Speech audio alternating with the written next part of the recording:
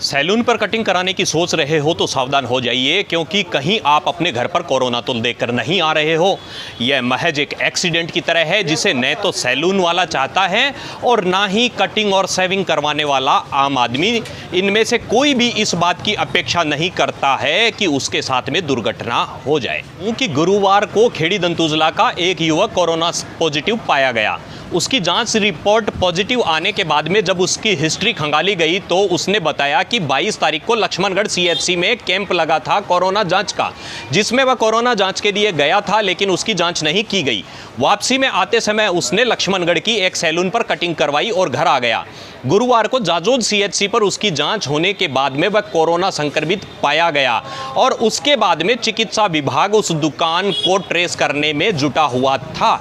अब उस युवक ने बताया कि वहां पर 3 दुकान थी, उसमें से किस दुकान पर उसने कटिंग करवाई है इसका उसे नहीं मालूम, लेकिन चिकित्सा विभाग ने अपनी सतर्कता से उस दुकान को ट्रेस कर लिया और उस दुकान पर मौजूद कटिंग करने वाले लोगों को होम क्वारंटीन कर दिया गया है।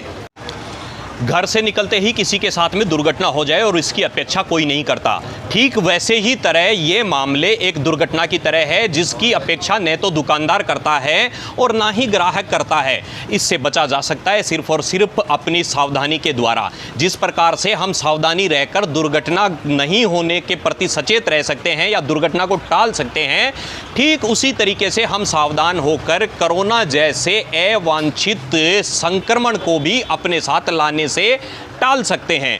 हम सरकारी एडवाइजरी का पालन भी करें और साथ ही साथ सैलून वाले को भी सरकारी एडवाइजरी का पालन करवाने के लिए बाध्य करें। हम सैलून वाले को कहें कि दस्ताने पहनकर सैनिटाइज कर ही हमें कटिंग बनाएं या हमारी शेविंग बनाएं। उसके साथ ही हम उस कुर्सी को दोबारा से सैनिटाइज करवाने तक वहाँ से नहीं हटें तो ऐसी दुर्घटनाओं में कमी आ सकती है और हमें एक जागरूक नागरिक बनते हुए इस तरीके का ध्यान रखना चाहिए। हमें मास्क का उपयोग करना चाहिए, सैनिटाइज का उपयोग करना चाहिए, इस तरीके के तौलिए का उपयोग करना चाहिए और हमें अपने आप को सुरक्षित रखते हुए अपने शहर और गांव को भी सुरक्षित रखना चाहिए। अहमदाबाद से यह युवक लौटा था और जिन लोगों के संपर्क में आया है उनको ट्रेस करके परिजनों सहित 16 लोगों के सैंपल शुक्रवार को लिए गए हैं। युवक ने कहा कि 22 तारीख को लगने वाले कैंप में जब वो गया था तब उसके सैंपल नहीं लिए गए। इसका जवाब देते हुए सीएचसी प्रभारी डॉक्टर राधेश्याम मौर्य का कहना है कि जो लोग पहले आए थे उनके सैंपल ले रहे थे। ऐसे में हो सकता है कि ज़्यादा देर होने के कारण यह युवक वापिस लौट गया हो। हमने सैंपल नहीं लिए यह कहना गलत है। यहाँ से किसी को भी बिना सैंपल के लिए हुए नहीं लौटाया गया है।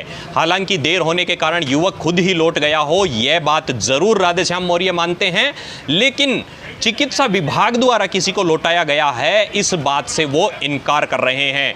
यह गंभीर बात है कि इतने दिनों में यह युवक कितने लोगों के संपर्क में आया होगा, इसकी हिस्ट्री खंगालने की भी ज़रूरत है और सावधानी बरतने की भी ज़रूरत है। फिलहाल जिस इलाके में उस सैलून वाले का घर था उस इलाके में जो उनसे संबंधित थे उनको होम क्वारंटाइन कर दिया गया है और 14 दिन के लिए सार्वजनिक स्थानों पर घूमने के लिए पाबंद कर दिया गया है। वहां सैनिटाइजर का छिड़काव भी किया गया है। लक्ष्मणगढ़ के लिए एक सुखद बात यह भी है कि हाल ही में वार्ड नंबर 13 का एक युवक कोरोना पॉजिटिव आया था, उसकी रिपोर्ट अब नेगेटिव आ गई है। अपनी इच्छा शक्ति के बल पर यह युवक कोरोना संक्रमण से मुक्त होकर लक्ष्मणगढ़ लौटा है। इससे एक बात साबित होती है कि शेखावाटी के लोगों में रोग प्रतिरोधक क्षमता बहुत ज़्यादा होती है और वह उस युवक ने प्रूव भी कर दिया है। उस युवक का नगरवासियों ने तहे दिल से स्वागत किया और अपने आप में गौरवान्वित भी महसूस किया कि आखिर इसने पूरी तरीके से अपनी इच्छा शक्ति के बल पर कोरोना को मात दे दी है। धीरे धीरे लोग अपने आप को कोरोना काल में ढालने की कोशिश करते हुए नजर आने लगे हैं। लोग अब सावधानी भी बरतने लगे हैं और इसके सकारात्मक परिणाम भी सामने आने लगे हैं।